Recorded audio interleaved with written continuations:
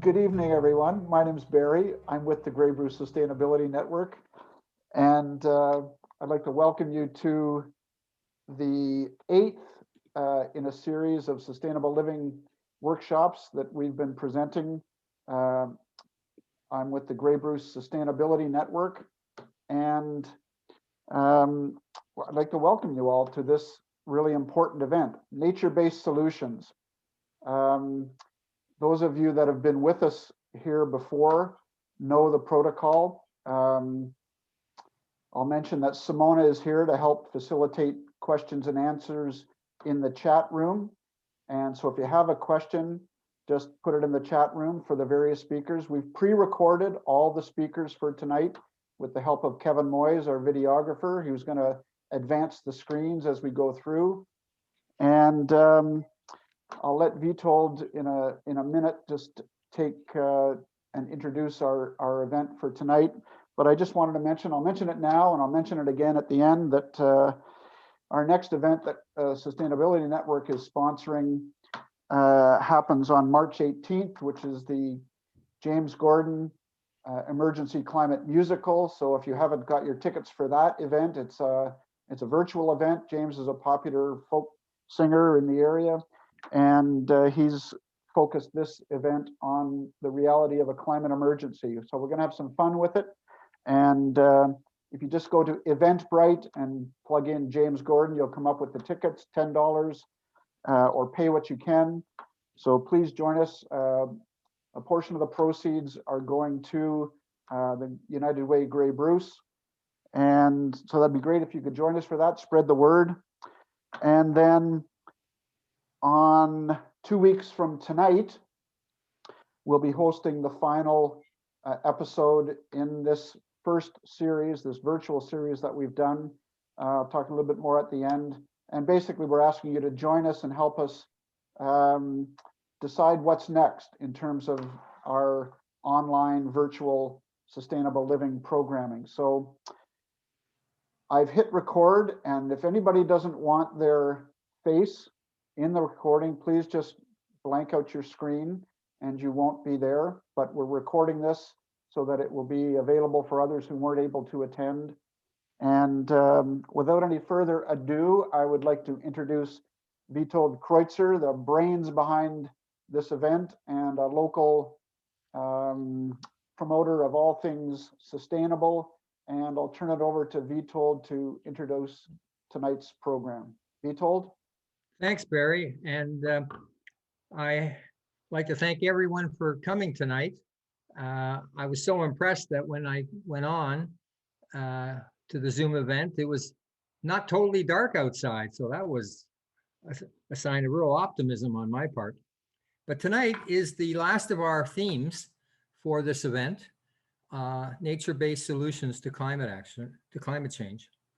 And it's probably the one that's dearest to my heart.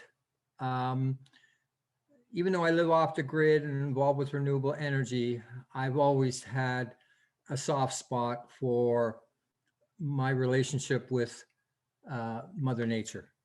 And just before we go into, because we have 4 extremely good speakers, 2 of which we've already seen previously in the series.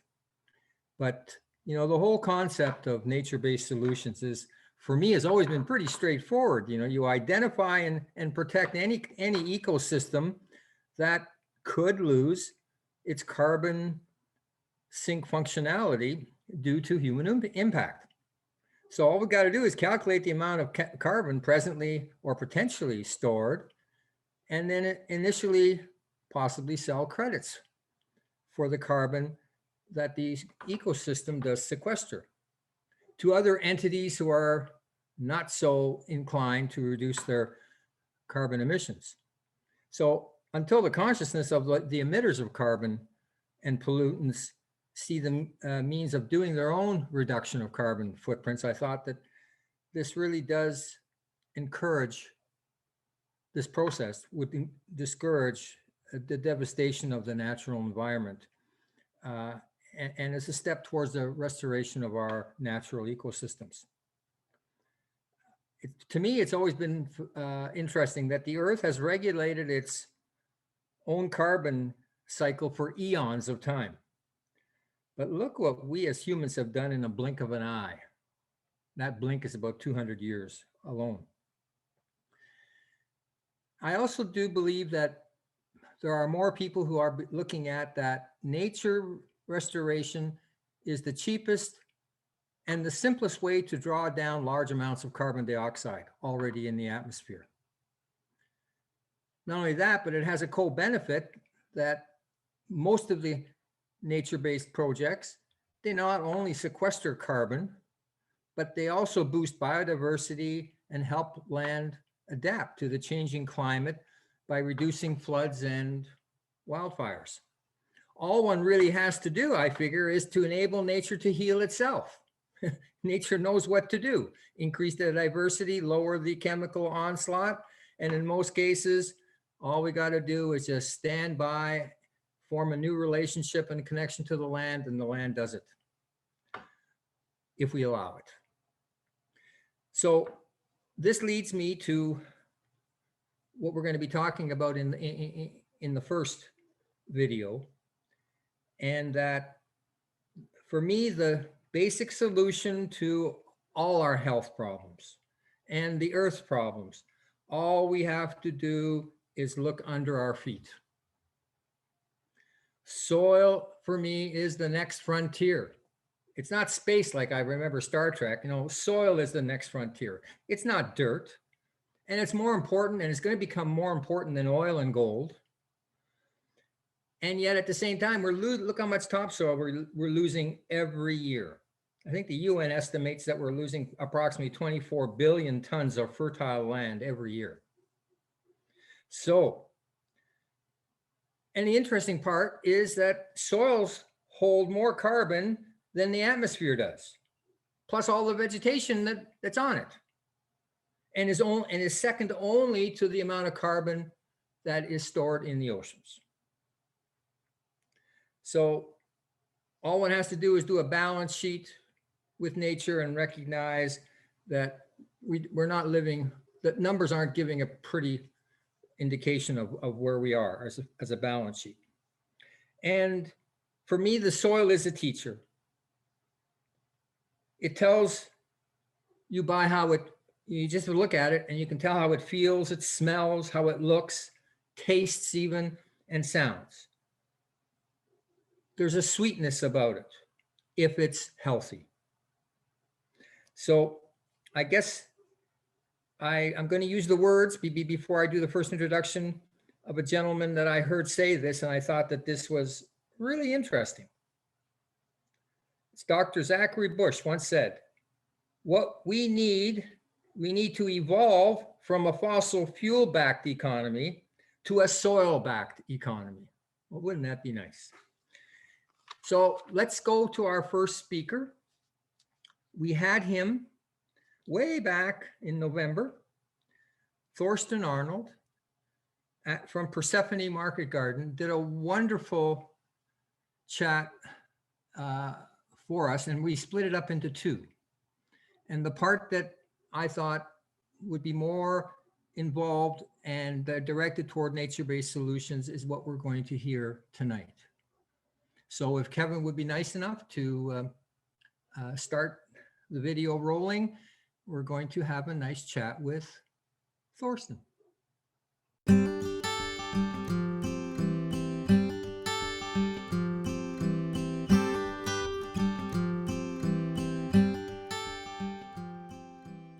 Thank you for allowing us to visit with you. You're being thought of, and people know you in the area for being a real advocate of regenerative agriculture. Can you give us an idea of your thoughts on regeneration? So thank you so much, Vitold, for inviting me for this interview and just being able to show our beautiful farm. First, I would like to give reference also to my wife, Christine. Christine is the main farmer who's managing all field production processes, and also the bulk of how this cropping system has been developed and fine-tuned is her credit. Here on the farm, I am helping with implementing ideas, and I'm also working. But a lot of the intricate details of production are her accomplishment.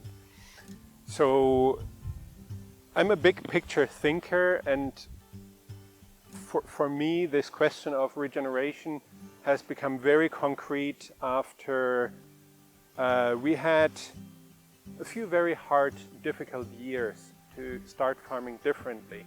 And we have to be more resilient in the climate. And where all of this starts is right there in the soil. So for us, it was a great fortune that we saw a talk from Singing Frog Farms, Paul Elizabeth Kaiser in California. And this couple has basically taken market gardening to the next level by totally getting rid of any form of tillage in order to regenerate the farm and to create a more climate resilient production system. And yeah, so it's driven by need, but it's also driven by our larger vision for an agricultural system that lives in partnership with nature everywhere, so that we don't have to continue along the current pathway of climate change and the extinction crisis. We hear the term, or at least I have, biosphere regeneration. Can you give me your thoughts on that? Yeah, very often we look at farming or at everything we do in a society with a very narrow focus. We want to maximize profits, we want to maximize yields, we want to tweak our system for one single thing. And normally that gets done at the expense of those which are not part of our monetary world. This may be the people we exploit, but it's also nature, because a forest only has value when it's logged down and cut up as lumber. As long as it's standing, it doesn't have value. And this is why I think we have destroyed so much of our biosphere. In order to reverse this process, we have to change our thinking and start to work with nature. And as a consequence of that, nature will regenerate the biosphere. It's not us regenerating biosphere, is we have to behave in a way that we allow nature to regenerate and live in harmony with us. And that's something we are trying and experimenting with on this farm. So I've heard you talk about 3 issues on this matter, and that is how we produce food, how we learn in general, and how we eat. Yes. Those are 3 big issues. Would you care to expand upon those? In the end, it's all connected. I think we can produce food if there's a market. And there is a market for what we eat. And ultimately, what we eat creates us, our personality. We are what we eat. And a lot of our health crisis can be directly traced back to how we produce food. If we produce food on dead soil by just adding chemical nutrients, we lose the biological component of food and of food production. Plants get simplified, narrowed down into photosynthesis machines, but they don't give the full complexity of a healthy self-maintaining You're talking system. about an energy in all life, are you not? You could call it energy. I don't even need that word. I just think that life is much more complex. Not just more complex than we think it is, but it's more complex than we can think. So we kind of have to respect it for its complexity. May I just quickly show you a little bit of soil?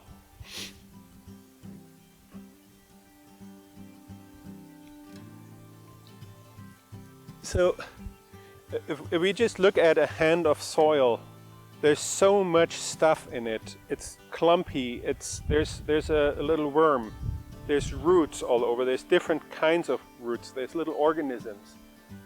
I don't understand this soil. I just know that by not disturbing it, nature takes care of itself, and it takes care of us because it gives fruits that are just incredibly rich in flavor, and they're healthy because the flavor is what in the end makes us healthy. And if, like, I show you a carrot,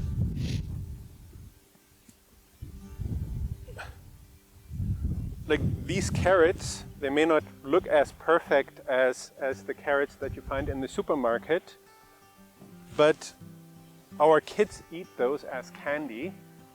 If we give them supermarket carrots, they're not interested. They try them, they're like, ah, they don't eat them. And I think our kids still have this inert ability to just sense what's true.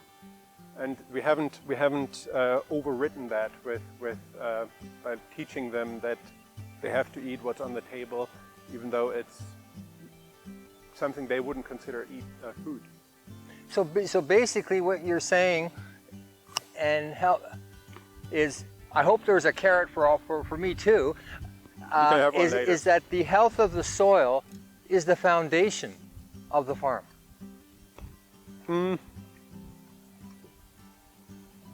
Our farm turned from having one disaster after the other to just being so much richer and more saturated and greener, and the plants are more resistant to pests. Since we take care of the soil better. We've always tried to take care of the soil, but we used tillage for weed management, not very much, but now since we stopped tilling entirely, we really saw the difference. The soil is fluffier, and that makes the harvest easier. But I think the secret is in the end in the mycorrhizal symbiosis between plants and fungi that gets destroyed as soon as you till it, and also if you put on any chemical fertilizer. And it's this mycorrhizal fungal symbiosis that is feeding the plants, and the mycorrhiza find the nutrients in the soil, transport it to the plants, and in exchange the plants feed them with products from the sun, from photosynthesis. And it's that partnership that allows the plants to really flourish. If we disrupt this partnership that's as old as plants have been in nature, like it's 500 million year old partnership, if we disrupt that, then plants become almost like on an IV, where we have to test and really make sure that whatever we put on them is exactly what they need. And as soon as we're not perfect in testing and doing all the technical things, then the entire plant breaks down. And by not disturbing the soil, the plants can nurture themselves and build an immunity. And that's exactly what our health system needs to eat. We need the strong immune system from the plants to heal us. You may call that energy, or simply respecting the complexity of nature and letting nature be. And for me, the biggest difference is that I used to see farming as a control of what's happening on the field. And now I've moved away from that. I also don't see nature as something that's untouched and holy. but I moved to a symbiosis where we become gardeners of nature, and we have to give nature space. So we find all kinds of animals here. We find toads, snakes, lots of little critters, birds. We had flying squirrels in the bird nests who lived from our field, and that's species at risk, I believe. And they live from where we produce food. So there is no separation between nature and agriculture anymore. But we ask, how can we orchestrate this ecosystem in a way that it serves both us and nature at the same time? So you have naturally come across the whole concept of biodiversity and all its benefits, and where you are just a participant in this. That's what it sounds like. And that's how you build soil, because if you have one crop on a field, then this crop can only feed a very narrow spectrum of microorganisms in the soil. But there should be tens of thousands of different organisms in each hand of soil. And so we need different plants to continuously feed those organisms. Otherwise the soil cannot be wholesome. And so I don't think there is healthy soil without diversity. And I'm looking at your garden, beautiful as it is, you do use a sort of an interplanting approach as opposed to a monocropping approach. Yeah, we basically, it's part of our pest management philosophy, is that we never have two of the same crops next to each other. And even if they are of a similar family, then they're still different species, so the timing is a little bit different. And by having different timing, we can also break pest cycles. And while we don't do that, nature does it by itself, because nature has always been operating from a diversity level. And we also recognize that it's practical. For example, here we have some radishes, and on the side we have kale that's not fully grown yet. We can keep the soil covered, and we can keep living roots in the soil by having those quick-growing radishes. They go in, and then we harvest them, and at the same time the kale is taking that space and shading it and covering it and protecting the soil. So by having this diversity, we basically just produce more food in the same area. And so we have moved away from cover crops within our production area, because a cover crop is just another crop. So why not use a radish as a cover crop that we can harvest?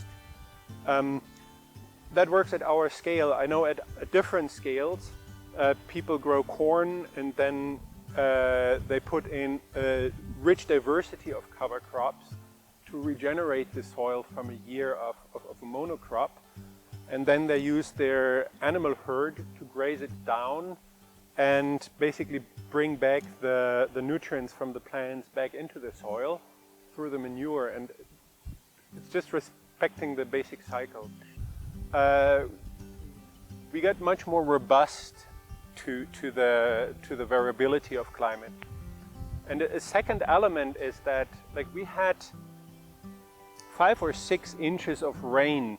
I just saw that all the buckets that we had standing around, they were all like this full of water after just one day. And we didn't have a single puddle anywhere in our field. Our lane got washed away, but our field didn't have any erosion, nothing. And compared to fields that are being plowed regularly and where the soil biology is killed with chemicals, this also has huge benefits for the entire society. We don't create runoff from our fields that go into the ditches, take away, erode the soil, pollute the rivers, put nutrients into the Great Lakes. It causes flooding in some areas. but here the water is held by the soil. And if there's a dry period of 4 or 6 weeks, our soil has enough water to just give back to the plants. And one of the modern problems that you read about very often is that there's so much more flooding and so much more drought. Well, if you destroy the soil, the water cannot infiltrate, it runs off into the ditches, it's gone, it creates flooding, and what is left is drought or dryness, and prolonged dryness becomes drought. So I'm not negating the greenhouse gas effect, but our soil management is also really contributing to these ever more incidences of flooding and drought. And that's something where we have noticed, we haven't irrigated this year, it wasn't a very dry year, but I think also the capacity of our soil really made a difference there. There seem to be so many co-benefits of a healthy soil. And in today's world, we're looking at COVID-19, but climate change is still on people's mind. It seems as if a healthy soil can also help as far as climate action, given that we're totally surrounded by trees, wood lots, natural grass, ground cover. Would you like to say anything on that matter? I think I can imagine a world where one market garden is next to the other, interspersed with some trees, some hedges, and some woodlots. I think that such a landscape would produce more food, healthier food, and provide habitat to all kinds of species, while giving us resilience in the changing climate.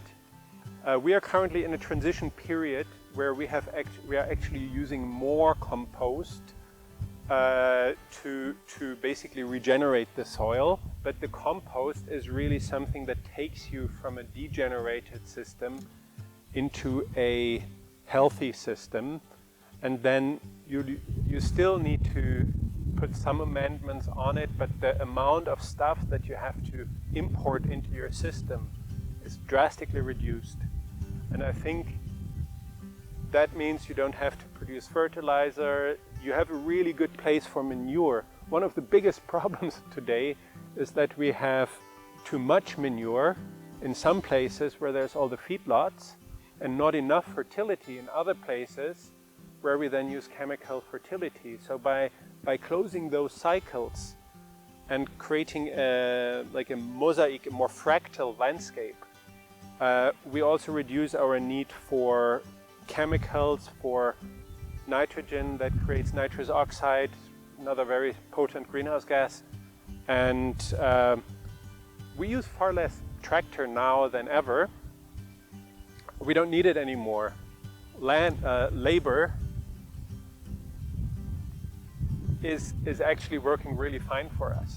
You've given us a new meaning to living with the land, but is there anything that you would like to share with our viewers that you can offer for advice for them over the next so many years due to climate change? It's a difficult question. I think I find meaning in dancing this dance with nature. There's different ways to find meaning, but I think what we have learned, especially during COVID, is that shopping for clothing does not provide deeper meaning. And so we are actually, in some ways, we're in need for ways to create meaning for our lives. And I find, for me personally, I find that this figuring out how to live with nature again in harmony is just providing me that meaning that makes it so much easier to go through this COVID crisis. We have had very little suffering here on our farm. Well, I thank you very much, Thorsten, and I'm going to enjoy the carrot right after this.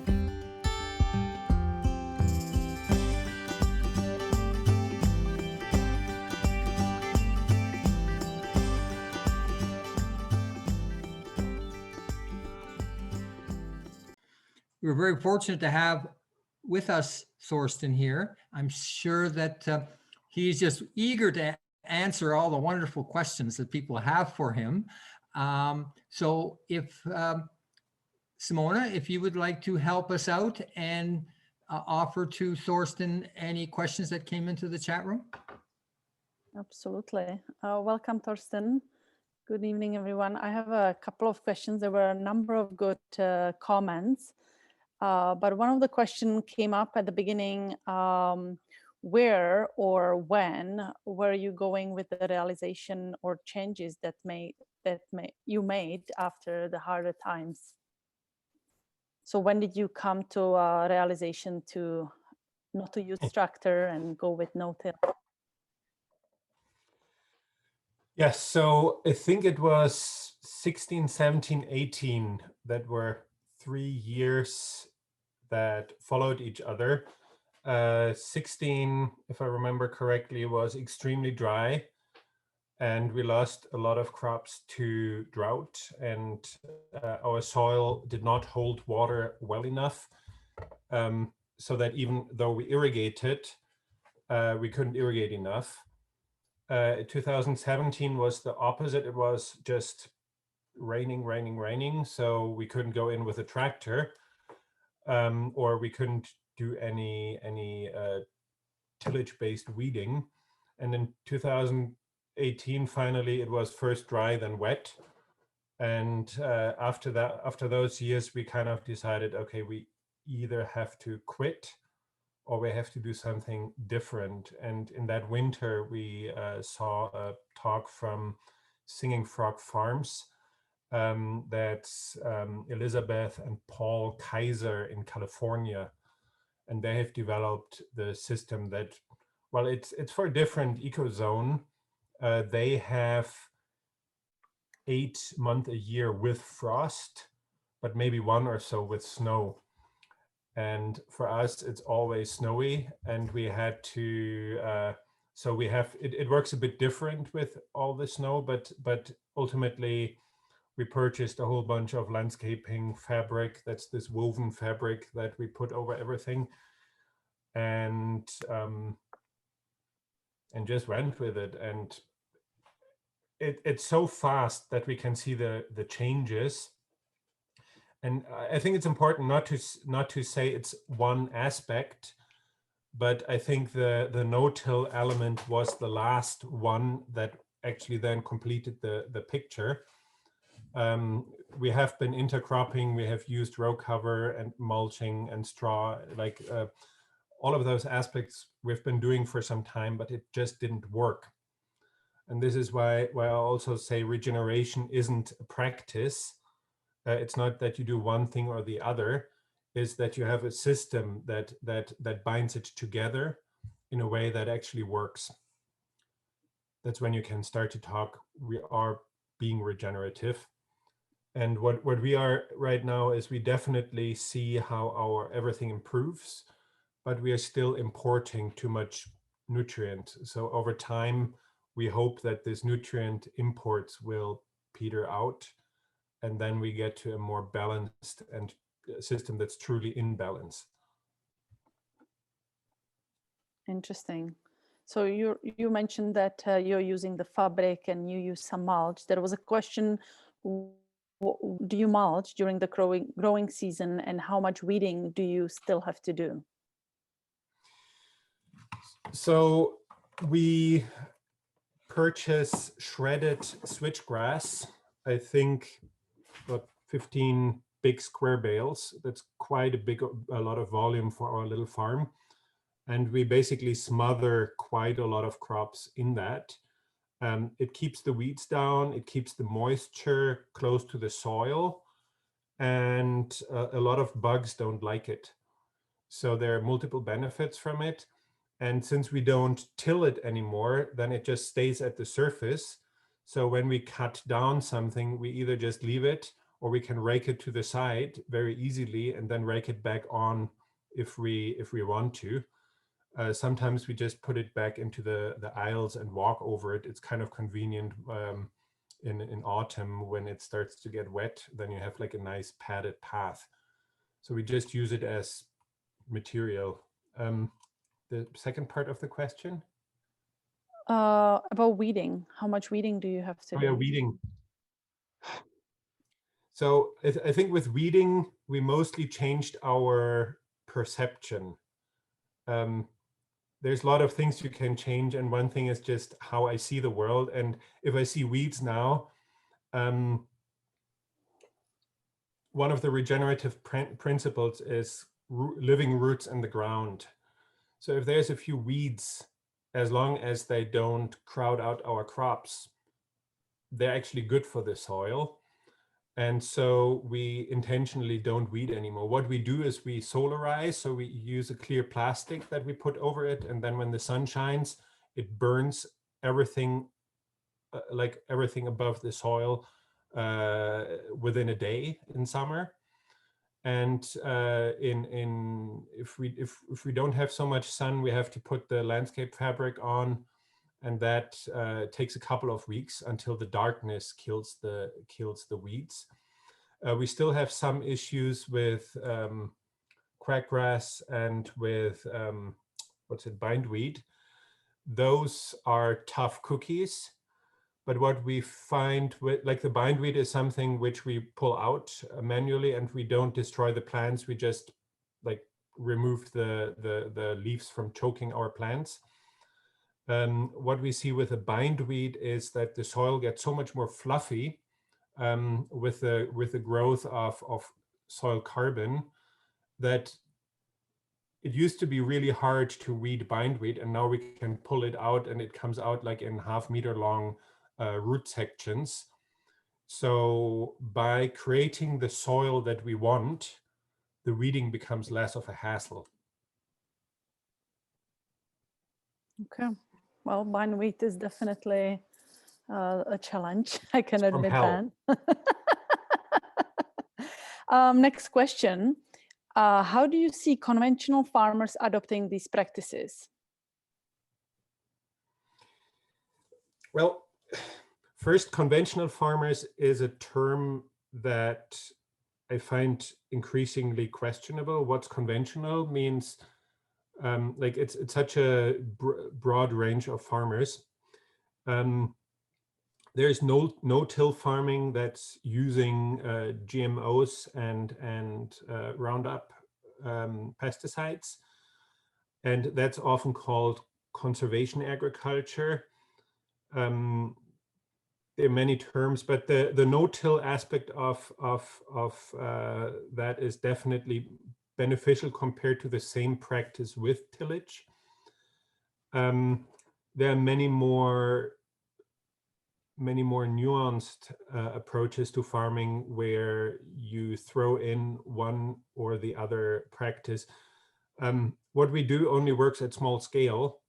It's for market gardens. It's not for field crops. If you talk field crops, you have to manage your farm entirely differently. I don't think it makes sense to compare a small market garden with field cropping. Okay, thank you. One more question. Do you think commodity crop growing is somewhat incongruent with generative agriculture?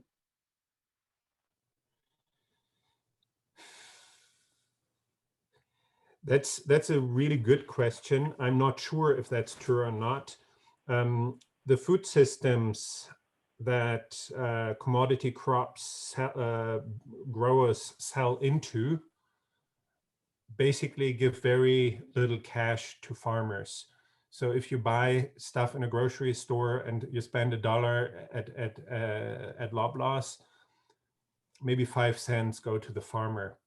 You have to grow a lot of crops then to make a living. So as long as we live in this type of power dynamics in a food system, all the money goes to the in-between. And I think that is a substantial problem because right now we don't see, like, if we see tree, the value in this tree is only timber. And we don't, like, we regenerative farmers don't get any benefits from not cutting down that tree. And so as long as biodiversity doesn't have a value, we need to get more than 5 cents on a dollar to make it worthwhile. So I think, yes, you can grow commodities regeneratively. I don't think it's a scale issue, but the markets and the food system needs to be supportive of and give more money to the farmers. Thank you very much. That was Well, awesome. thank you. Well, thank you, Thorsten, for taking the time to be with us tonight. I'm very happy that we were able to get your whole interview through, and I wish you extended the success in the coming years for your operation. And thank you for your helping us in the Nature-Based Solutions evening. So let me now proceed and go to our next event or our next video. We were so happy to visit Keith Reid, who is the Grey Bruce Project Coordinator for ALUS. That's Alternative Land Use Services Canada, that they offer a service to farmers who are looking to take care of nature in ways that they may not be able to do themselves. So I would be asking Kevin again if he would be kind enough to roll the film so we can see our interview, and we will have Keith with us to answer questions after the video.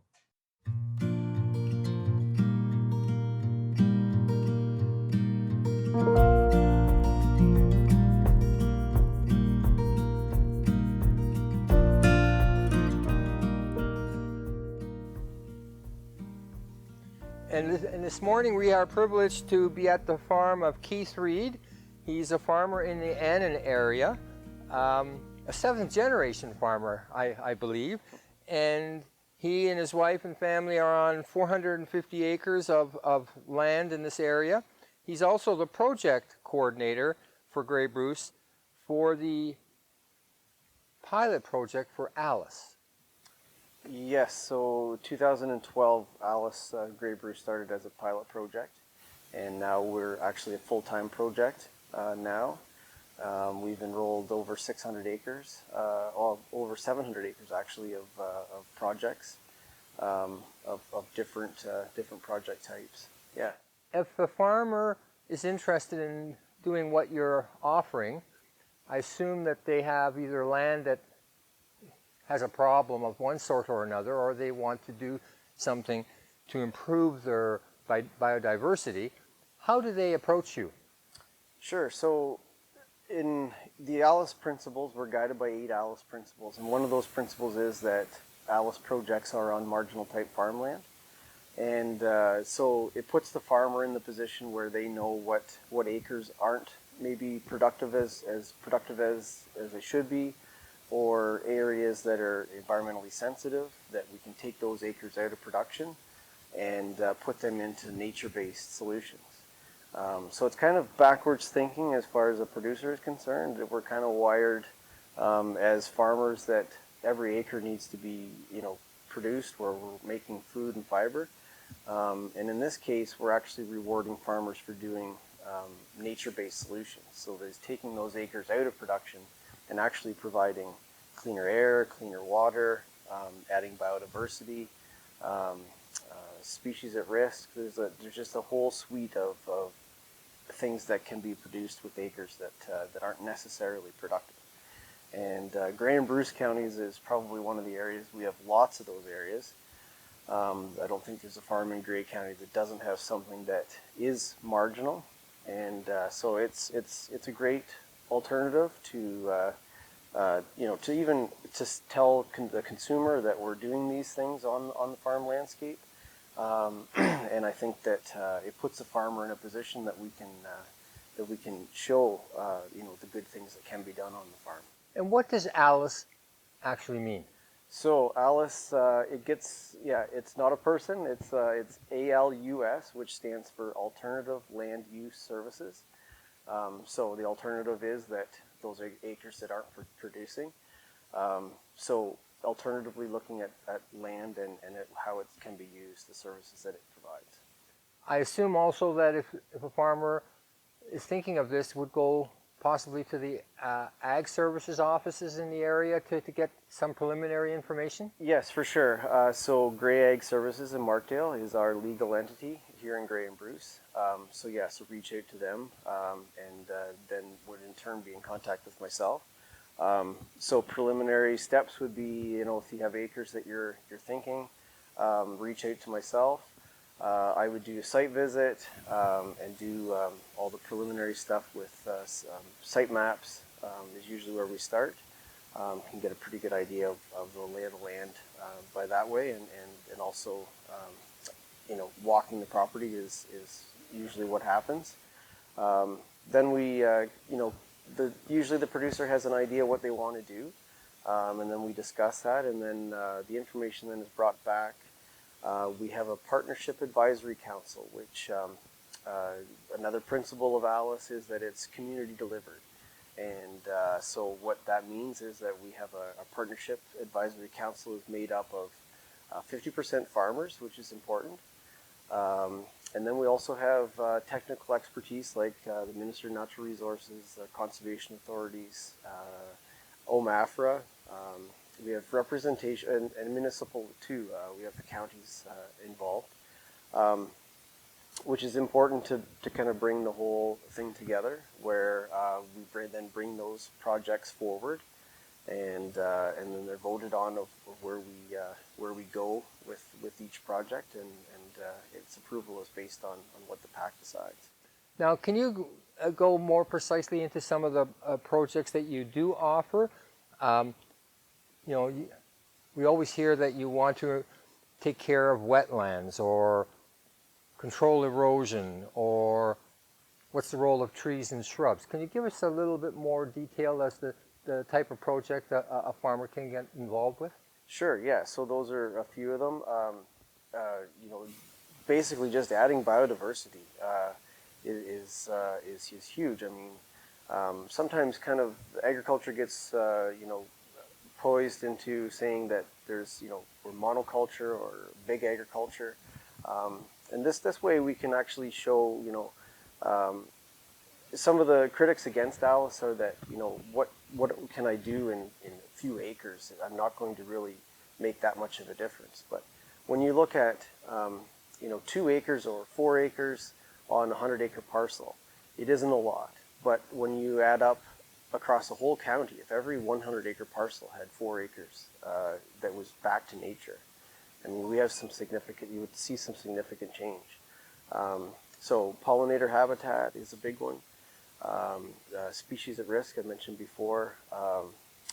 The water leaving farms, growing up, going to meetings, you always would hear that we want to see the water leaving better than it came in. So, stewards of the land, water is huge, of how we can, we can actually, instead of getting rid of it quicker, we can actually hold it back in places that are, meant to be wet. So those are projects that work as well. Reforestation to areas that are, really stony or light ground or heavy ground. Those are all projects that would enroll. The other ecosystem service that we tend to forget about is grasslands. And grasslands, we can work with still having livestock on them, and still receive annual payments, but it would be received differently, where you wouldn't receive the full payment, you would actually receive a half a payment if that ground is utilized. Still be utilized, but not utilized till after a fledging period. So 15th of July or 30th of July, you could still utilize that area and still get the benefit that grasslands do provide. When we take land out of production, there's a stuff that's going on under the ground that we don't even know about. So when we think of beneficial insects and how how important that is to any type of operation. If you have an infestation of aphids in a soybean field, without areas that are left alone, we have a suite of opportunity for beneficials to be there and, and monitor the aphid situation the way naturally would happen. So without some of these areas, an aphid infestation can be a problem, and without areas where they're already present, it can be the wrong situation. So It sounds like your attempts are to bring nature back into agriculture. for sure. And for the farmer, what are some of these financial incentives that you've been mentioning for them? Right. So we help with the startup costs. So we work with conservation authorities, lands and forest consulting, where Forest Ontario, where those grants are available, and then we kind of steer them in the direction. Ontario Soil and Crop is another one. Steer those in directions where we can utilize other partners, and then we help then with the startup costs if there's no other ability to access any other funds. We do cover 50% of the landowner's costs. We want to see the landowner put a little bit of investment into that project, just to have a little bit of skin in the game. If a fence is erected to keep cattle out of a waterway and a tree falls down, if they have 50% of that cost, then they treat it like it's their own. So we do make sure that is one of our areas that we do put in 50% of that cost. And then the acres then that are taken out of production, those acres then receive an annual payment. So we originally sign up for 4 or 5 year agreements, and so we've been in Grey Bruce now, where we're actually renewing some of those acres, and it's the hope that those acres will be going beyond that 4 and 5 year period, because as a project matures, we actually see more environmental services being provided. So one thing that I might mention too is that as farmers, we are price takers. And so what that means is when we send a load of cattle to the market, we don't have the ability to say, we erected a fence to keep the cattle out of this area, so we can't pass that cost on to the producer. So we're in a very vulnerable spot as agriculture producers, because we are price takers, and we can't put those costs onto our next the consumer. So, but the consumer also wants to hear that story. So we're in a very unique position where we can show the public what's happening, and I think it's a great story for everyone to hear. What would you say is the future of ALUS projects in the area based upon your experience? The future of ALUS in Grey Bruce? Yes. Well, I think it will expand beyond Grey Bruce too. We have 7 other communities, or 8 other communities in Ontario. I would think that it's probably going to expand, hopefully province-wide, where we not just in the regions that have it available to them. And I think that the uptake of the projects, we're already on waiting lists as it is. I think more money will be flowing in the future, because I think the New Acre project is something that ALUS Canada is promoting right now. The biggest funder to date is the Weston family, so the Weston Foundation is what's kind of igniting it forward. But I think corporate investment is one that will propel ALUS even further as projects mature and as the uptake increases. We'll see other corporate green portfolios come forward, I think, which is important for that conversation to happen too as well. So. And as a project manager, what do you get out of this? Oh, I get great satisfaction to see producers coming forward and having the want to do these projects. And the other thing that I do notice is we do see a bit of a generation interested in it, and a generation that maybe isn't so interested in it. But farmers are, you know, we like to watch things grow. We have patience to see things, you know, come to fruition. And so I do get enjoyment out of, you know, the odd call or text to say, oh, you should see my tree, or, you know, they click a picture of the tree that, you know, was planted in 2013 and it's, you know, over their heads. And so it's neat to see, you know, people coming forward with these projects and people wanting to do them and excited about those projects. And I know Dave Reid, who is a mentor of mine that actually is basically, I think they call him the grandfather of ALUS here, and it's the reason why ALUS is in Ontario. If you have 1 acre of ALUS on a property, that 1 acre is shifted onto the 99 others. So they take initiative in those acres, and it makes you just think differently. And it's good, and it's interesting to watch and neat to see. So we see a lot of the younger producers really taking a hold of it, and then we see, you know, at the end of a person's career, maybe, you know, I've always wanted to do that project, but, you know, usually finances or something was in the way of actually doing it. So at the end of their career, you know, they have an area that they can enjoy with their grandkids, and yeah, it's neat to see. Well, Keith, I thank you very much for your time today. No problem. Thank you.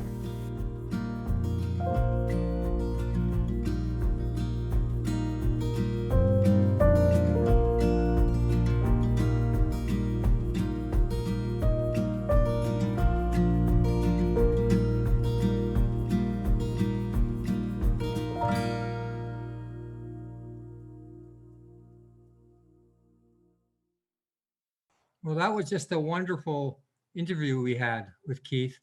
And I think we have some questions now for him because he is with us. He's given us some of his time. And Simona, would you like to help us with some questions for Keith? Absolutely. Welcome, Keith. Good evening. Thank you for joining us. So the first question came during the Thorsten's video, and there was a question that we would like to hear. What do you think about Thorsten's farm? And wondering how can we extend it to the conventional farmers in Grey Bruce that outnumbers farms like Thorsten's? Yeah, so hopefully everyone can hear me. And I think maybe Thorsten kind of answered that as well. I think that the market garden situation is a little bit different than some of this, you know, typical farms that we see in Grey and Bruce County. But I think there is a turn where people are interested in the regenerative agriculture, and I think that a lot of cover crop work is being done. You know, I think the mental note of doing different things is there. I agree with Thorsten also that I think it's more of a food system issue than typically a farm issue. I think we aren't hungry enough to understand. You know, we have a lot of food wastage of what you know, we're growing food, and we're throwing a lot of it out. You know, so we have a whole lot of work to do, I think, within the food system, and farmers are only 2% of the world, right? So we have a lot of work to build that knowledge.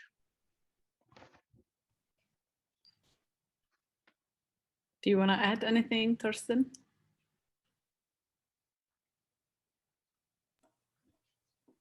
Well, farmers are 2% of our part of the world. In many countries, we're more than half of the population, I guess.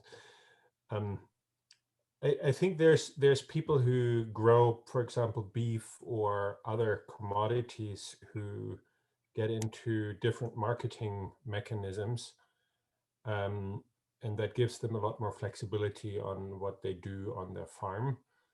I think the more people we can get out of this treadmill of the like having to be cheaper and cheaper and cheaper and cheaper all the time,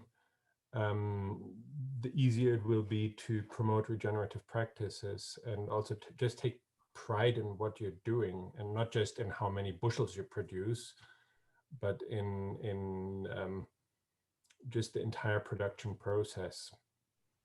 So, full agreement. Thank you. Next question. What grape juice farm stands out to you, Keith, as success stories, aside from your own, of course? Yeah, I think it's the farms that we don't typically see as doing environmental good. And I think that we have some really large cash crop operations in Bruce County that are utilizing yield maps. So that's interesting to see, and those producers are the ones coming forward to us. So I think that's interesting to see. That's probably the one that that is most interesting to me. Thank you. Next one. How is ALUS funded?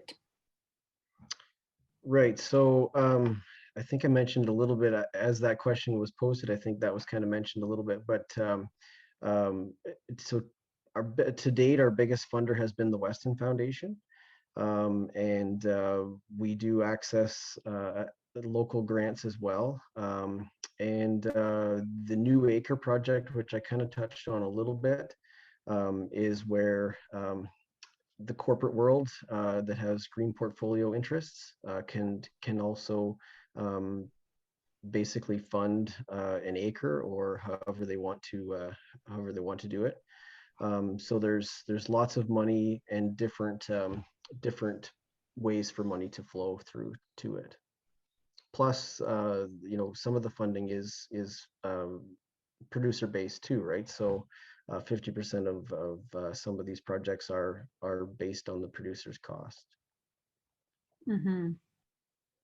You mentioned generational uptake. Am I right in assuming it is the younger generation who are most interested? Yes. So, and that's probably the yield map actually. And there's a question that's just popped off, so I'll maybe bring it into this as well. The large cash crop operation that I'm speaking of, they actually have 3 generations working on it. And so the eldest generation, or the grandfather, they remember hearing stories of their fathers or grandfathers actually clearing the land. So, you know, to think of planting a tree on an area that, you know, men slaved on to recreate, you know, a farmable acre, you know, that's not heard of in their mindset. And then definitely in this situation, the middle generation is the one that's really interested in the technology and the data that they can receive. So a yield map can be utilized for both planting and yield, where we're you know, putting more seeds or less fertilizer in areas that are more productive. And you know, it's satellite imagery that's showing these different situations in the landscape. So you can see how different acres are producing. So you know, now that you have a, you know, these actually cash croppers were knowing that these areas were weak to begin with, but now they actually have data to show that. So the younger generation is probably the one that is more interested in doing these projects, and it's kind of encouraging to see. And I think even back to when I was in school, my generation was kind of the one that you know, encouraged our parents to recycle. The blue bin system that we were growing up, you know, it was kind of that's what we learned in school, and brought that aspect home. And you know, I can remember my parents even, you know, like, what? Why would you not put a pop can just in the garbage? So I mean, that's not that long ago, and that's kind of the different generations see things differently, and it's interesting to see. Thank you. I guess the last question: are there tax incentives for farmers involved with ALUS? No, there's no tax incentive. I guess if they're meaning the annual payment is basically what you receive, and that's taxed as income. But we are still, those acres that we take out of production, we're still paying property tax on, and I guess that's kind of, you know, in my situation, we have a mortgage of 212 acres, and we need to make the mortgage payment at the end of the month, and so at the end of the day, unfortunately, production is kind of what drives some of these farms, and so by taking these acres, you can receive a little bit of a financial incentive for those acres. So Right. There's a question about site visits to farms. Is that something that is possible in the spring? yes, and obviously within the current Grey Bruce Health Unit suggestions, but yes, socially distance and everything like that, and whatever a person is comfortable with. Well, thank you very much, Keith. That was very informative, and I think you offered a lot of information, especially for small and medium and large size farmers. And I thank you for being here tonight. Great, thank you, and congratulations and kudos to this group for doing this. It's great to see. Great, thanks again. And now that we offered something for farmers, let's turn and go slightly sideways, and let's look at what's possible for smaller landowners that may not be farmers or as such. And we were very lucky to interview Mike Fry from the Grey Sauble Conservation Authority. He's a forestry coordinator, and we had a wonderful interview with him to let us know what is available through the Conservation Authority. So Kevin, if you would be kind enough to present our interview.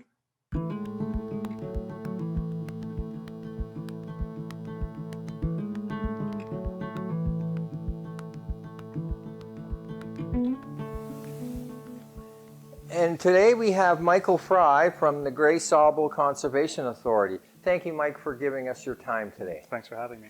Mike, what do you do at the Grey Sauble Conservation Authority? So I run the forestry program in the forestry department there. And so we, as an organization, we have about 30,000 acres of land that we own throughout our whole watershed, which stretches pretty much from Collingwood on the east side and then right over halfway up the peninsula or so, I think so. Can you give us a little history of how you got to the stage, or how the Conservation Authority got to the stage today? Sure. So the conservation authorities are provincially mandated and provincially created, and they started in mid-1940s. And then Hurricane Hazel hit, and that really started pushing the impetus for them to be expanded more. So Grey Sauble Conservation actually started as two separate organizations in the 1950s as the North Grey Conservation Authority and the Sauble River, or Sauble Valley, sorry. And then in the 1980s, because we shared so many resources and shared so much stuff, it just made sense for us to amalgamate, and that's when we did become Grey Sauble Conservation. And how many municipalities are in your region, and give us a makeup of your board members? Sure. So we have 8 municipalities. We don't encompass the whole municipality in some cases. For instance, Chatsworth, we have about half of that municipality. And through the provincial legislation, municipalities are allowed to provide members, and so in our case, it's generally councillors, and we have 11 councillors, and that's just dictated based on the population of the community. So Owen Sound, for instance, has 2, and same with Meaford. Chatsworth would have 1 member on our board. And basically, since you are nature-based, yes, you're more concerned about watershed than municipal boundaries. Exactly, yeah. We believe that managing resources on the watershed level, it makes a lot more sense. Municipal boundaries are kind of arbitrary straight lines, which doesn't really work, but managing something on a watershed really allows you to take a look at the upstream and the downstream impacts of what you're going to do. And so managing it that way, managing resources on that level makes sense. And how many watersheds do you deal with? So we have 5 major watersheds with the Beaver on the east side and the Sauble River on the west side. And then we have countless sub-watersheds, depending on how you want to break them down, kind of thing. In today's world, the conservation authorities are having a little bit more to do with climate change. For sure. Can you give me some idea of some of the programs and services offered in your dealings with climate change? For sure, yeah. So we are definitely seeing a changing climate and changing weather patterns, which is making the job interesting for sure. And so for instance, our planning department works with landowners to really ensure that any development that does occur happens outside of the floodplain area, and just or mitigates as much possible impact as they're able to.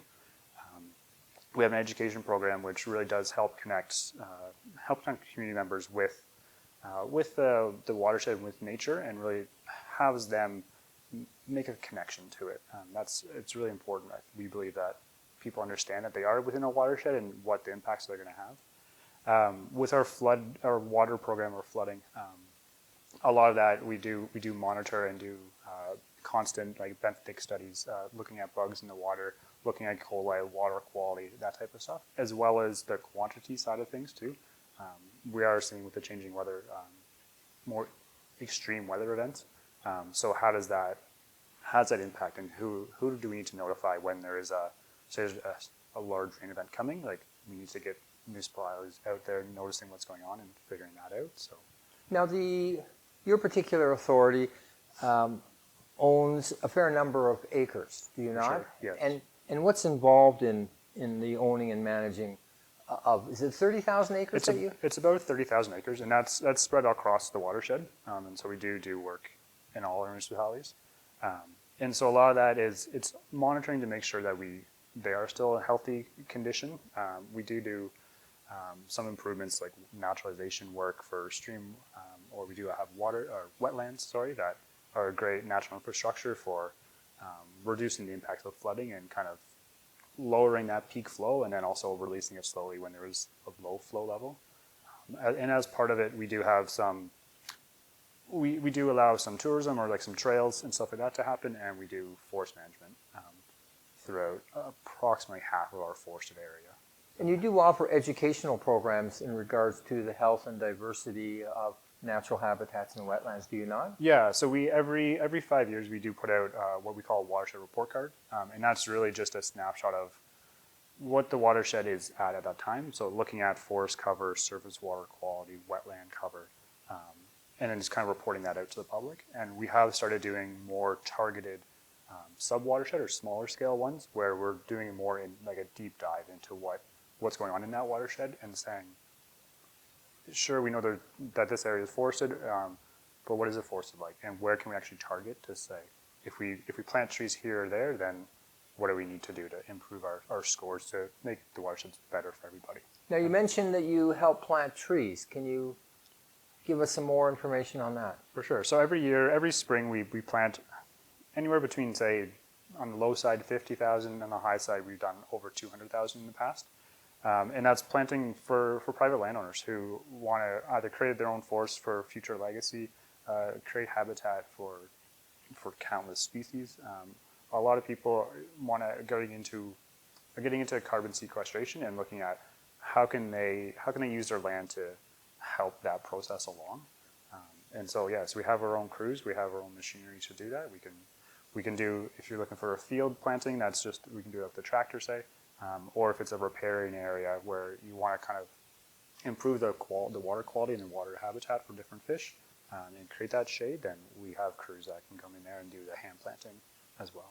And you help the individual to get any financial help from various government agencies, do you not? Yeah, so we are a planting delivery agent, it's called, for Forest Ontario's 50 million tree program. And so it's a fantastic grant that's on a per tree basis. And so as long as the landowner has area for 500 trees, which is about an acre, then that landowner can qualify. And we'll go in there and make up a tailored plan for them. It's really a personalized plan. It's not just a blanket statement that you will plant these trees. We work with landowners to say, what are your goals and how can we get you to that point? And this year actually in this year and a couple of other years, we've been able to get additional grants so that we can now reduce the cost of that tree planting. The overall project cost gets reduced down to by about 90%, which tree planting can be a little bit expensive, unfortunately. So it's really just trying to reduce those barriers to entry for certain landowners, which has been really helpful. Now, in your time with the Conservation Authority, can you give us some indication as to the changes you've seen in the area, both from a climate change, habitat, and biodiversity angle? Sure, yeah. So originally within Grey and Bruce counties, a lot of the area was cleared for farmland. The settlers had to make a living, right? So so a lot of the habitat was lost at that point in time.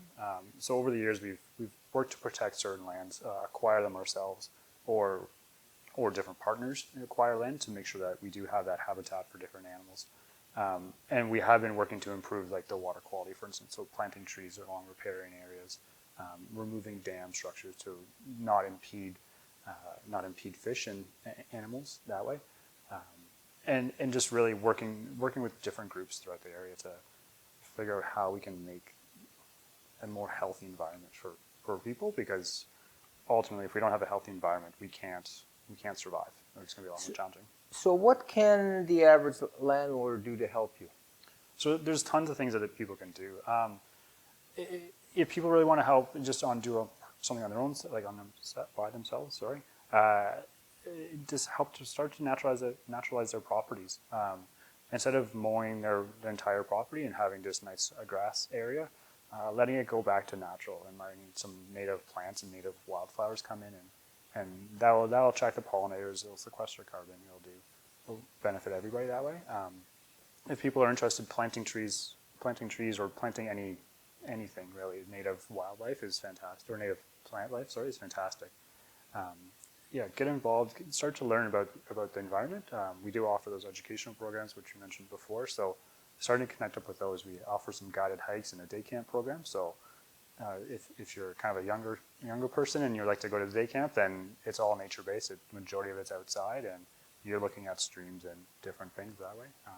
So you offer a great deal more than just providing permits in regulated areas. For sure, yeah, and that's kind of one of those things that's what we hear so often is, oh, I need to go talk to the Conservation Authority for a permit. That's all they do. But that may have been one of those impetuses for us to start operation, but we definitely expanded and grown. And we have our mapping programs, we have flood, we have source water protection. It's one of those programs or it's one of those organizations that I think we don't promote ourselves enough that people understand what we do. So we're trying to change that a little bit.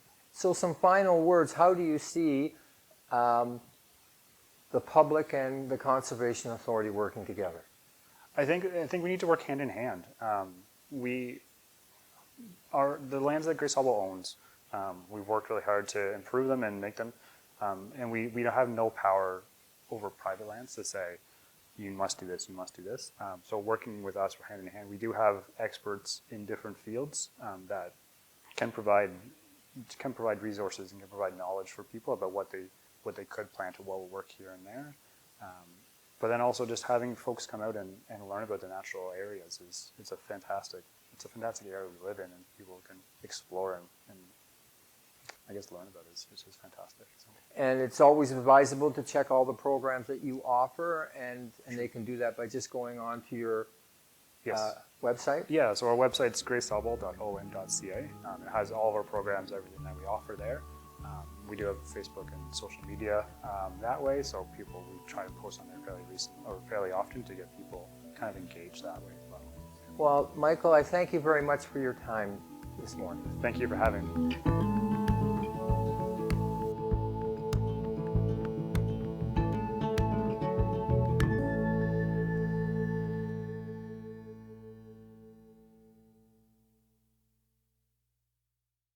Well, I believe that we have Mike with us tonight as well.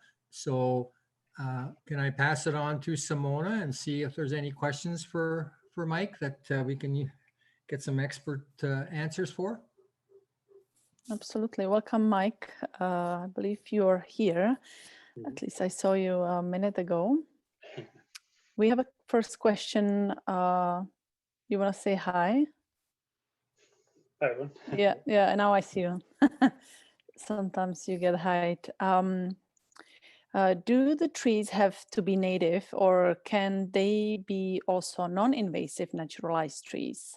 And are shrubs included? For the tree planting program, it really does depend on the funding source. So for Forest Ontario's, invasive species not allowed, but those naturalized species like Norway spruce or European larch is allowed in their program.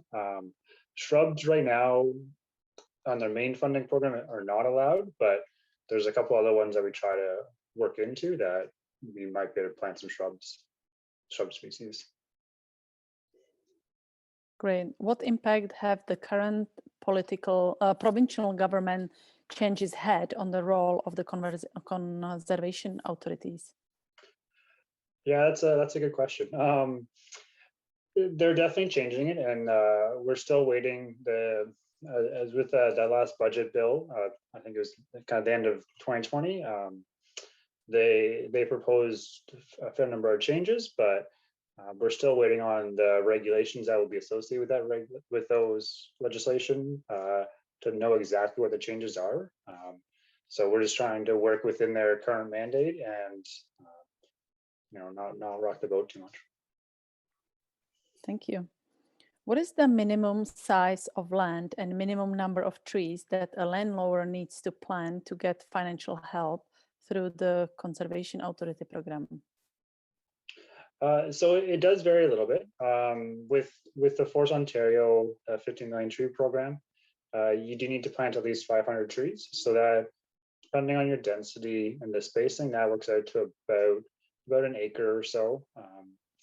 We are able to tap into a couple of programs that will allow for smaller amounts, but those are we can't always guarantee we have that funding. So we say 500 trees is our minimum. Thank you. I see James would like to, he raised the hands. Do you have a question, James? Yeah, I would ask if that's fine. I'm curious, Michael, have you ever worked with, like, kind of paired up with ALUS to address some of the areas in your watershed report that have been found to have that score lower, and kind of target, oh, it'd be great if, this area has very little tree coverage, we need to get some banks more treed or greened up in some way? Curious to hear your thoughts on that. Thank you. Yeah, so we do definitely try and work with numerous partners, ALUS being one of the large ones that we do work with. And through those watershed report cards and the smaller scale ones, we've definitely used that to target more property level work, as opposed to just saying, anyone within our watershed or within our jurisdiction, anyone within that area, if you're interested, come on and talk to us. We've now looked at it more as in this property, there's no riparian forest cover. So let's reach out to them directly and let them know about these different programs. And then, if we can get some tree planting in there, or if we can get some fencing to, say, keep livestock out of a river and let that area kind of come back. We have been working into that, or looking into that more. And yeah, trying to find partners that we can work with that have co-benefits for everybody. I think I have a last question, Michael. We are trying to reestablish a Carolinian type oak orchard meadow. These systems used to cover much of Ontario. Are there programs that explicitly encourage human and natural uses the way that Indigenous system did? I only know bang programs that either focus on human or on nature. That's from Thorsten. It'll vary a little bit depending on what programs we have, and kind of, I guess, what funding sources are available. We're definitely interested though in working with different individuals and having them reach their goals. A lot of the time, if it's on private property, we're just kind of a conduit to provide resources or provide help or connections to say, you can try this, this, and this, and that'll help you get to your end goal. Thank you. Is there? Well, Yeah, thank go you very much, Mike, and thanks very much for joining us. And we had to cut off just a little bit. I think there was another question, but we're running over time and due to our earlier problems. But thank you very much for being here to answer the questions put to you. And we've been talking about trees, and our last video, which I'd like to get into, is someone that we had heard before, Chris Vanderhout from Evolve Builders. He also spent a little bit of time talking about the Bruce Grey Woodlands Association, of which he's a member. So we took the time to do a very short interview with him to learn a little bit about that organization. Kevin, would you like to present that one?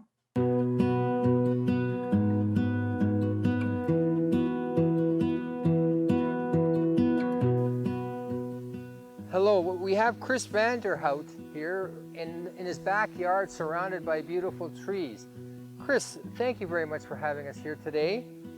I understand that you're very involved with the Bruce Grey Woodlands Association. Can you tell us a little bit about that organization? Yeah, absolutely. It's a group of woodland owners and also just like-minded people that is involved in promoting sustainable management and healthy ecosystems in Grey Bruce. Given the climate action time that we're living in, where people are promoting the maintenance of woodlands in our area, I'm assuming that you have a fair number of people who are either part of your association or that can be? Yeah, absolutely. And you know, the thing about for the what our association stands for, about taking care of our forests, keeping our forests healthy, managing them, maintaining them, really giving them the respect that they need, and ultimately keeping our forest cover in Grey Bruce, because our forest cover provides an important service, for wildlife habitat, for cleaning the air, for cleaning the water, for our own mental well-being. How do you work with the average resident in the area, or the governments and or the conservation authorities? Yeah, so I mean, we really are a group of landowners, and so as an organization, we promote education and learn from each other and from the local conservation areas authorities about how to look after our forests. If someone does have some woodlands on their property, how do they get involved with you or in touch with you? Yeah, well, they go to bgwa.ca and they can join the organization, and then our organization has newsletters that they put out. We run events. We do things like tree identification. We do forest management workshops. We do tree marking workshops, and just always learning more about the the complex system. Are you finding any of the landowners that are members of your organization are seeing the amount of forested areas that are declining or increasing, or what's the state of our affairs here? Yeah, the conservation areas will have a better insight on that. I think the biggest thing for the BGWA is that we really want to promote our landowners doing the right thing, and the more the landowners are involved in the forest, like Bruce and Grey counties are full of privately owned forests. And if those privately owned forests are well looked after, it's better for all our communities. And it's something that I think is, we often think about, oh, well, what's the government gonna do and what have you, but these privately owned forests have a huge value to you know, to our communities. And given that this area was almost totally all wooded back a few hundred years ago, we're surrounded by the wonders of woodlands, because I can imagine that you have a lot of various types of life roaming around. Well, yeah, so the forests are obviously, you know, full of life and full of value in so many ways, you know, also for, you know, wood products and what have you. And if we take care of them, they'll indefinitely provide that. So we're looking at, you know, ways that the forest can continue to provide through proper management. You can, you know, you can harvest a forest completely, like a clear cut sort of scenario, and then for the next couple hundred years, it's of no use. But if you do that, you know, with the right kind of management principles, every 15, every 20 years, you can remove useful products and not really, you know, have a huge impact on that forest ecosystem. How large is your organization? How many landowners are participating? Yeah, we're approximately 130 landowners right at the moment. Yeah. And well, from what I can gather, there could be a lot more that could join you. Yeah. And I'm very thankful for you allowing us to be here today. Are there any final words you would like to offer the average person who's looking and saying, well, maybe how can we get involved, or what should we be looking for? Yeah, becoming a member of the Bruce Grey Woodlands Association is a great way to get to learn more, meet like-minded people, and really just, you know, have a chance to make a difference in our local community. Thank you.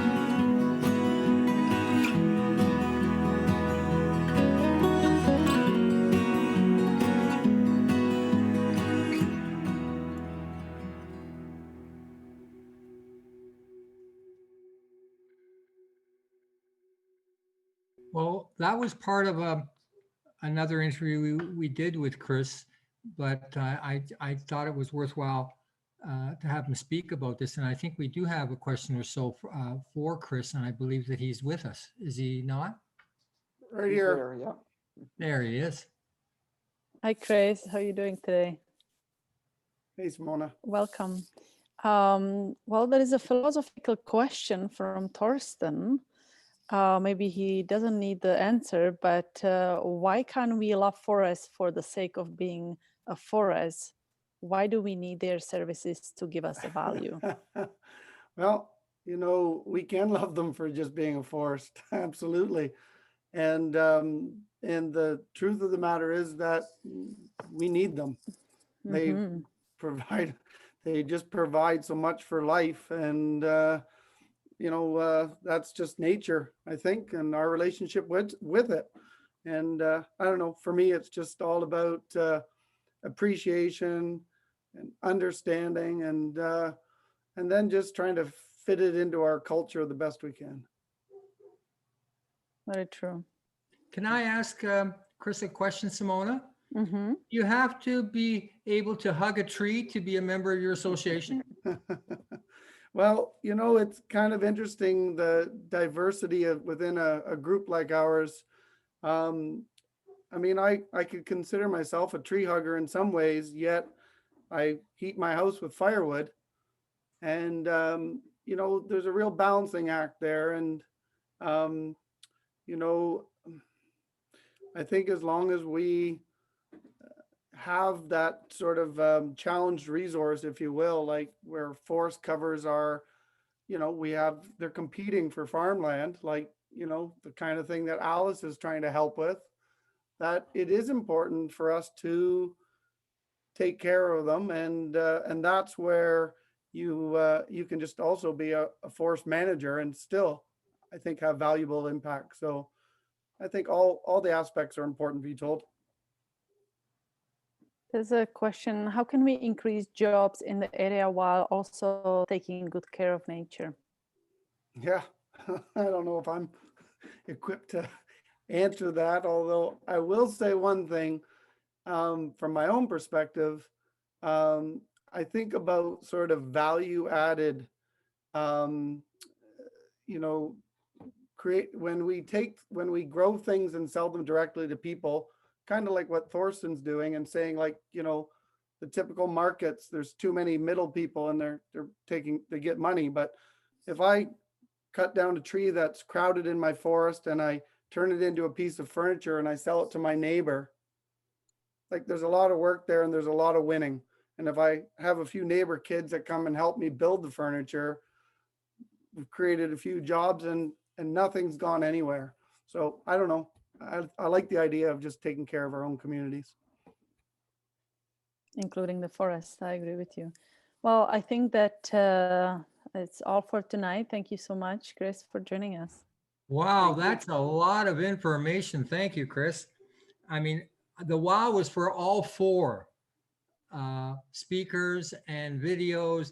There was so much information there, or maybe I just loved it myself personally. So, but I want to thank the four that allowed us to go and video them, and also to be here tonight, to take the time to answer any questions. And I really enjoyed a lot of the chats and messages in the chat box, and it showed how much interest nature-based solutions do have in our rural environment. And I thank you for sharing with us. So thanks to everyone. I'd like to say a final few words on my behalf before I pass it on to Barry, because we are a little over time.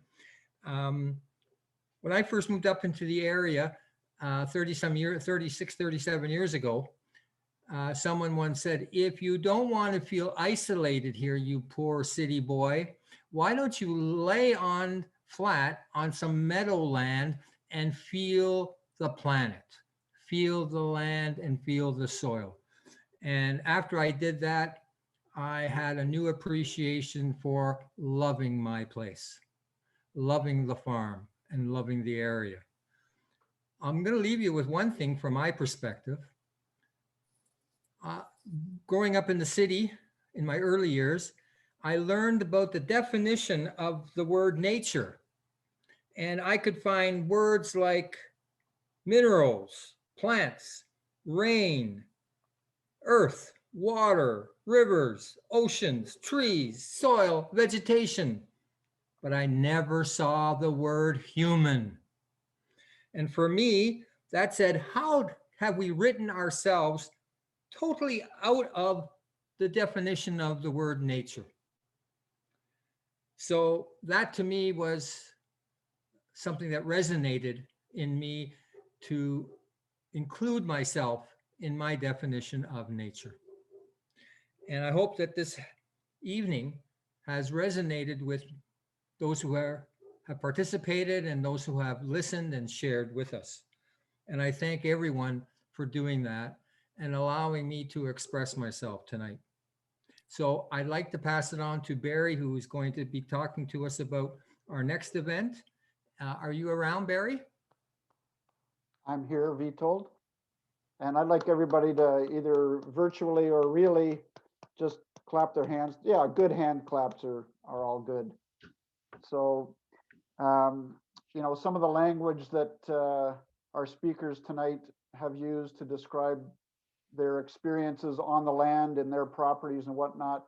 I don't live on a farm, but I have a rural property on a river, on a lake, on a bay actually, and I have an urban property on a river. And what I've learned over the years, a little different than living on a farm, but appreciation of nature and the value that it contributes to your life and your family is just something that obviously resonates with a lot of people around the table. So I'd like to really just thank everybody. I'm not going to go into a long thank you for all the speakers that have come over the last 7 episodes, because we'll do that at the beginning of our next episode. Vitold's going to give a quick review of the topics that we've touched on, and how we've decided on certain topics and that sort of thing to represent our area, but also make connections between people and between themes that that lots of people are interested in. So I'm going to say, and I'm biased on this, that the next episode is possibly the most important. I'm a planner, I'm an organizer, and what we're asking you to do, anybody that's attended any of these events or is interested in this concept of raising awareness about climate action and sustainability issues related to the land, related to people and community building. What we're doing at our next event is we're facilitating a gathering. It will be on Zoom, and we'll be using certain techniques that Zoom provides, like polls and breakout rooms. And we're not going to be serving any food online, but you're more than welcome to have a beverage while you're participating. And what we'll be asking you to contribute to is what did you like about the earlier sessions? What were the topics that were important to you? Format-wise, Kevin Moyes has done a fabulous job with the videography. We've had some live presentations. Currently, I'm Zoomed out. I was on 2 Zoom calls tonight, which works pretty well actually, but you have to remember to record and things like that. But how's this technology working for everybody? Is there a different format that we could use? Is there a different way to present these items in the midst of our current COVID context? So things will be changing. We may have the opportunity to meet outside. We can meet in here in the Harmony Center with a certain groups, but obviously this virtual platform is allowing us to connect with people literally from all over the world, but at least from all over Grey Bruce and different parts of Ontario. So please join us and help us literally plan the future of these events. Our organization, the Grey Bruce Sustainability Network, is a not-for-profit organization. We're a social enterprise. We believe that the economy is an important part of what we do, so we like to pay people to do the good work that they do to support these kinds of events. And so we have sponsors. We're a bit at the end of a sponsor run, so we need ideas about who might be future sponsors, what might be the process we'll go through. And we may need a committee to help us with that, so keep that in mind. So we'll see you on March 23rd, a couple of weeks from now. But in the meantime, as I said, please join us on March 18th. You can get access for the Climate Emergency Musical, which will be a different kind of event than this, with a live musician and participatory activities, having fun, but also really learning from a very experienced musician and currently county councillor or city councillor in the city of Owen Sound, with many years of activist experience, in Guelph, many years of activist experience in those areas, moving the needle on climate action initiatives. So join us on March 18th for that event, and go to the GB Susnet website, go to Eventbrite and just go to James Gordon, and you'll find the $10 or pay what you can tickets there. Part of the proceeds will go to the United Way in Owen Sound. So we're blending the social health of the community with a good time.